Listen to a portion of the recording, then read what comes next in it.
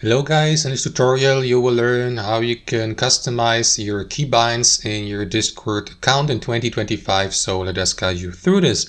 Alright, so step number one, open up Discord of course, on your computer. And what you want to do next guys is log into your account, and in the next tab click into user settings here on that gear icon.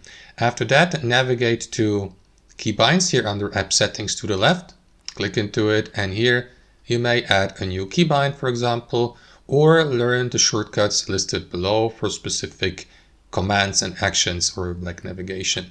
So if you'd like to create a completely new keybind, click into this button, and after that assign an action from that drop-down menu. So let me find one, like navigate back, for example, and here to the right simply click into record keybind or after that simply press the key on your keyboard to assign it. Like let me go for example with this key, and that's it. After that the key will be assigned to that action here, which in this case here is navigate backward in page history, and you may enable or disable it here or remove it or clear it entirely. And that's it guys, that's how we do it. Thanks for watching and I'll see you next time.